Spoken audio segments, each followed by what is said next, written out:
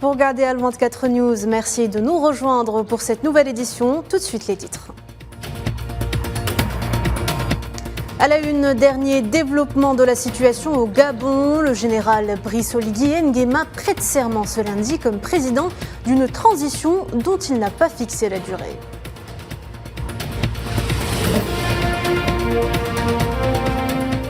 Le président ukrainien Volodymyr Zelensky annonce le limogeage de son ministre de la Défense, Oleksiy Reznikov. Quelles conséquences sur le front? Élément de réponse dans cette édition.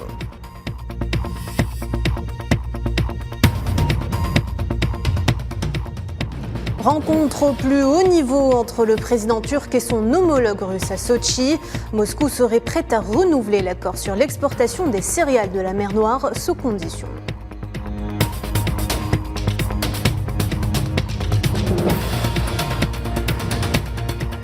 Et enfin, plus d'1,7 milliard de dollars de pertes économiques pour les entreprises espagnoles depuis la suspension du traité d'amitié, de bon voisinage et de coopération entre Alger et Madrid. Bonsoir à toutes et à tous. 5 jours après avoir renversé Ali Bongo au Gabon, le général Brice Oligui Nguema a prêté serment ce lundi à Libreville et a été officiellement investi comme président d'une transition dont il n'a pas fixé la durée. Il a toutefois promis de réorganiser les institutions dans un sens plus démocratique et plus respectueux des droits humains.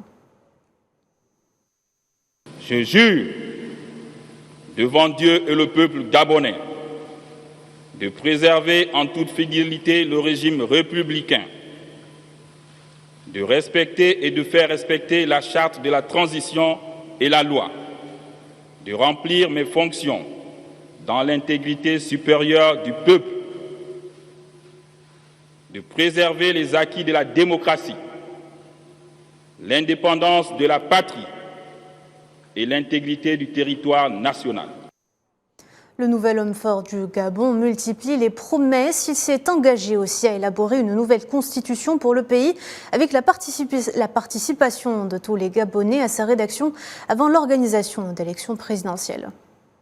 À l'issue de cette transition, avec l'apport de tous les Gabonais, partenaires au développement, nous entendons remettre le pouvoir aux civils en organisant de nouvelles élections libres, transparente et crédible dans la paix sociale.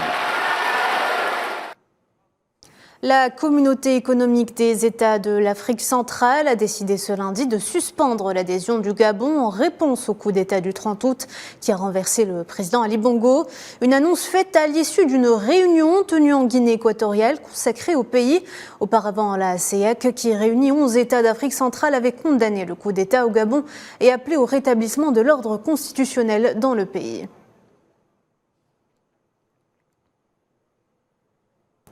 Le CNSP a décidé de rouvrir ce lundi l'espace aérien du Niger à tous les vols commerciaux après l'avoir fermé le 6 août dernier en invoquant la menace d'une intervention militaire de la part du bloc régional ouest-africain. Cette fermeture avait contraint plusieurs compagnies européennes à suspendre certains vols et à emprunter des itinéraires plus longs à travers le continent africain. L'uranium, ressource naturelle principale du Niger, le pays produit et exporte ce minerai depuis plus de 50 ans. Une situation qui connaît un bouleversement dans les rapports de forces économiques entre les différents acteurs du secteur présents au pays. Un leader canadien semble tirer son épingle du jeu depuis le coup d'État du 26 juillet dernier. Kherden Batash. La carte économique de l'exploitation de l'uranium au Niger est-elle en train d'être redéfinie? L'échiquier géoéconomique au Sahel est en pleine transformation. C'est en tout cas ce que laissent à penser les derniers mouvements opérés par l'un des leaders mondiaux de l'uranium, le Canadien Myriad, société d'exploitation minière basée à Vancouver, notamment en rachetant des intérêts qui appartiennent aux Français Orano, Areva anciennement. Nous avons plus de 80% des intérêts dans les permis d'uranium au Niger, en Afrique de l'Ouest. Au niveau du bassin de Timersoy, qui est l'un des bassins les plus riches au monde, nos 40 permis, soit 1800 km², étaient la propriété du groupe français public Areva durant des décennies. Mais il fallait qu'ils sortent. but then they had to exit. Malgré les soubresauts politiques liés au coup d'État opéré le 26 juillet dernier au pays, le Niger demeure néanmoins un important fournisseur sur le marché mondial et dispose encore d'immenses réserves inexploitées qui attirent les investisseurs étrangers. Le français Orano était jusque-là l'un des principaux protagonistes du secteur au Niger. Sur la période 2005-2020, le pays a été le troisième fournisseur d'uranium naturel à la France, contribuant pour 19% de ses approvisionnements derrière le Kazakhstan et l'Australie. Dans le bassin stratégique de Timmersoy, situé au nord du Niger, le Canadien Myriad rachète les permis d'Orano. En mars 2023, le français Orano et le gouvernement nigérien étudiaient les possibilités offertes par le site d'Imouraren, l'un des plus grands gisements d'uranium au monde, situé dans la région d'Arlit au nord du pays. Selon le patron de Myriad, la compagnie canadienne a encore 5 ans pour remporter jusqu'à 100% des projets au Niger. Le pays produit et exporte de l'uranium de manière ininterrompue depuis plus de 50 ans. Et avant de clore le dossier du Niger, cette information de dernière minute. Après un long bras de fer, le Premier ministre de transition du Niger vient d'annoncer que le pays s'attend à trouver un accord avec la CEDEAO dans les prochains jours. Le président Ramaphosa donne le coup d'envoi du premier sommet africain sur le climat dans la capitale kenyane, Nairobi. Ministre de l'Environnement, dirigeants d'entreprises et militants pour le climat devraient se pencher sur la manière d'intensifier le financement climatique. Amalem Zenzetoné.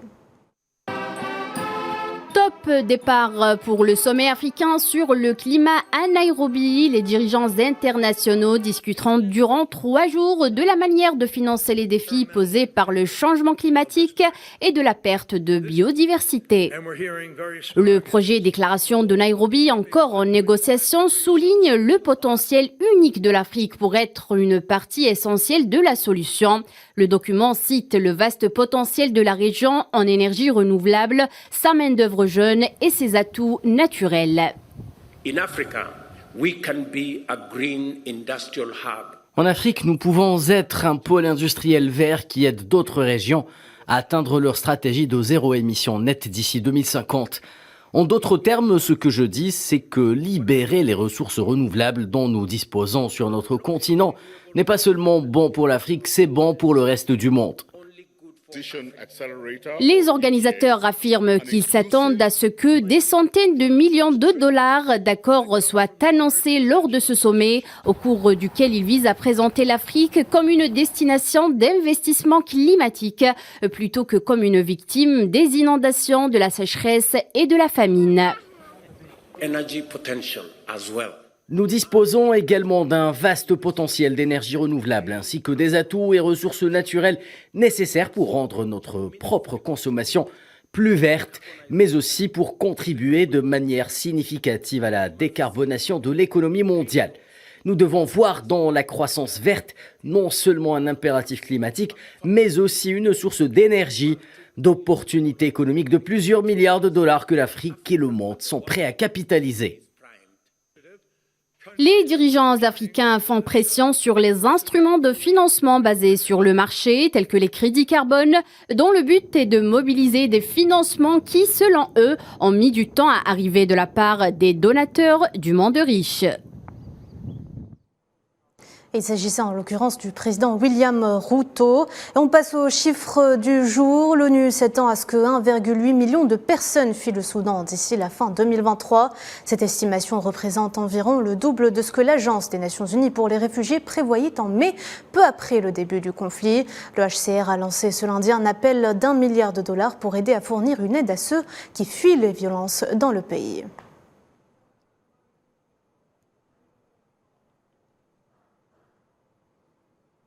Le Nigeria envisage de postuler pour devenir membre du bloc des grandes économies du G20 après avoir conclu des consultations sur les risques et les avantages, selon le porte-parole du président Bola Tinubu, qui doit assister au sommet du G20 en Inde à l'invitation du Premier ministre Narendra Modi. Et en parlant du G20, ce sera le Premier ministre chinois Li Qiang qui dirigera la délégation chinoise au sommet de New Delhi ce week-end. Le ministère chinois des Affaires étrangères a indiqué ce lundi que le président Xi Jinping n'y assisterait pas, anéantissant ainsi les chances d'une éventuelle rencontre entre les chefs d'État chinois et américains. Les prisonniers palestiniens dans les geôles d'occupation sioniste poursuivent leurs protestations en réponse aux mesures visant à restreindre leurs droits à l'intérieur des prisons, notamment en réduisant les visites familiales. Les détenus palestiniens doivent entamer une grève de la faim ouverte à partir du 14 septembre. Naïla Hamouda. Il s'appelle Qaïd el-Fesfous. Il est le symbole d'une résistance à l'oppression et au déni de liberté imposé par le système sioniste. Le détenu palestinien a entamé une grève ouverte de la faim depuis 33 jours pour protester contre sa détention administrative. Cette privation de nourriture a entraîné une détérioration significative de son état de santé. Sa vie est désormais menacée. De manière imprudente, inhumaine et immorale, l'administration pénitentiaire sioniste traite avec le détenu El-Fesfous. 3 autres détenus palestiniens ont entamé une grève de la faim illimitée dans les geôles de l'occupation sioniste en vue de refuser leur détention arbitraire. Ils sont à l'image de milliers d'autres Palestiniens inculpés sans jugement, n'ayant même pas le droit universel de visite des avocats.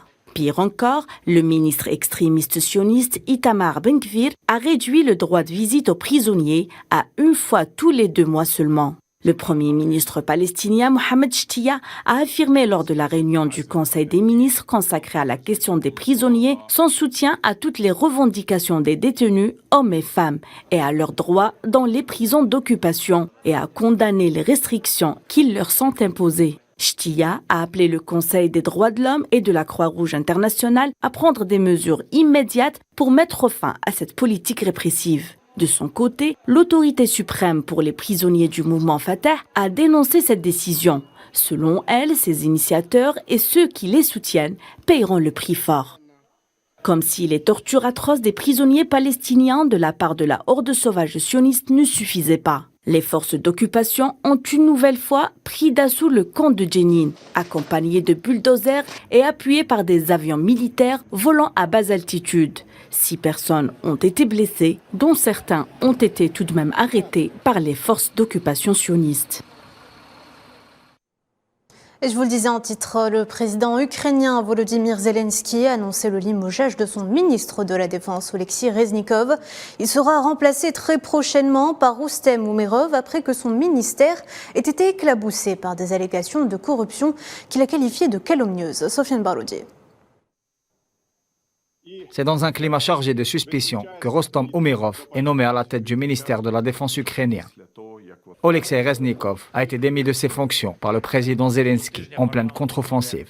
Il devrait présenter sa démission à la Rada, alors que plusieurs affaires de corruption secouent les forces armées ukrainiennes et embarrassent fortement les alliés occidentaux de Kiev. Pour sa part, le ministère de la Défense russe a affirmé avoir détruit 4 bateaux des forces armées ukrainiennes se dirigeant vers le cap d'Atarkhankut. La flotte de la mer Noire russe aurait pris pour cible les embarcations qui projetaient une opération de débarquement en Crimée. Des attaques massives russes ont également ciblé le sud de l'Ukraine, précisément dans la région d'Odessa, détruisant des infrastructures dans le port d'Ismaïl, sur le Danube, à la frontière avec la Roumanie. Kiev avait affirmé que l'attaque aurait touché le côté roumain, affirmation vite démentie catégoriquement par Bucarest. Le ministère de la Défense roumain a exprimé dans un communiqué qu'à aucun moment, les drones n'ont généré de menaces militaires directes pour le territoire national ou les eaux territoriales de la Roumanie. Le ministre de la Défense et toutes les institutions responsables dans ce domaine ont suivi en temps réel la situation générée par les attaques de drones russes menées la nuit dernière contre les infrastructures du port maritime de Reni. Les attaques de drones menées par la Fédération de Russie n'ont posé aucun problème direct. Notre ministère de la Défense nationale a continué à mettre en œuvre les mesures de vigilance renforcée dans l'espace terrestre, maritime et aérien, ainsi que les mesures destinées à consolider la posture de défense et de dissuasion sur le flanc oriental, conformément au plan national et allié.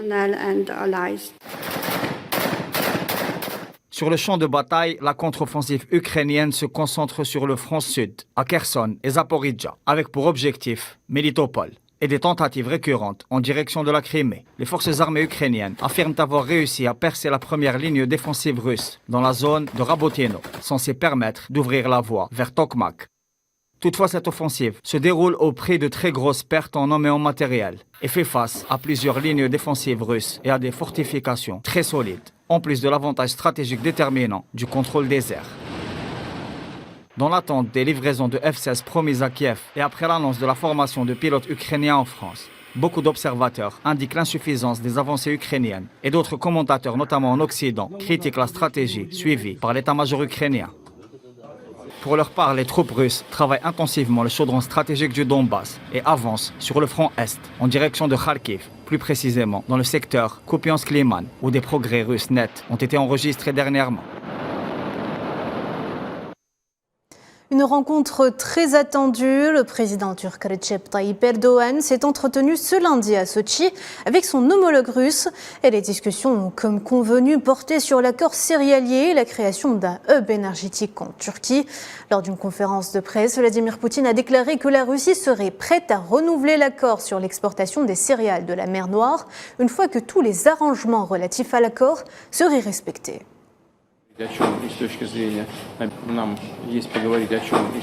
Nous avons également quelque chose à dire du point de vue de la garantie de la sécurité dans la région. Bien entendu, nous n'ignorerons pas les questions liées à la crise ukrainienne. Je sais que vous avez l'intention de soulever la question de l'accord sur les céréales. Nous sommes ouverts aux négociations sur cette question. De son côté, le président turc Recep Tayyip Erdogan a affirmé que le fameux accord des céréales de la mer Noire pourra bientôt être rétabli. Dans ce contexte, nous avons préparé un paquet contenant de nouvelles suggestions, consultations avec les Nations Unies. Je pense, s'il est possible, d'obtenir des résultats avec ce nouveau processus. En tant que Turquie, nous pensons que nous parviendrons, espérons-le, à une solution qui répondra aux attentes dans un court laps de temps. Dans un récent développement économique majeur, les entreprises espagnoles ont été durement touchées par la rupture des relations commerciales avec l'Algérie, subissant des pertes économiques considérables, estimées à 1,75 milliard de dollars. La rupture des relations algéro-espagnoles a eu un impact significatif sur divers secteurs de l'économie ibérique. Mohamed Walid Ben Chaban. Une situation désespérante et complexe. L'inaccessibilité du marché algérien aux entreprises espagnoles complique davantage la réalité du paysage économique et commercial de l'Espagne. Sur les 13 derniers mois, tous les échanges commerciaux hors hydrocarbures entre Alger et Madrid ont cessé. Les opérateurs ibériques ont subi des pertes économiques colossales, estimées à 1,75 milliard de dollars. La rupture des relations commerciales algéro-espagnoles a abouti à des restrictions sévères sur les échanges commerciaux, notamment l'annulation de contrats d'importation de nombreux produits espagnols, sachant que l'Algérie était un marché clé pour les exportations espagnoles. La suspension du traité d'amitié, de bon voisinage et de coopération a entraîné des pertes considérables pour Madrid. De nombreuses firmes espagnoles cherchent désormais des moyens de diversifier leur marché et de rétablir des relations stables avec l'Algérie. Mais la situation demeure tendue et l'avenir reste incertain pour celles dont le marché algérien représente une destination incontournable. La crise ne semble pas avoir de solution immédiate après les déclarations du ministre algérien des Affaires étrangères, Ahmed Attaf, qui a catégoriquement exclu tout changement immédiat dans les relations diplomatiques, politiques et économiques avec l'Espagne.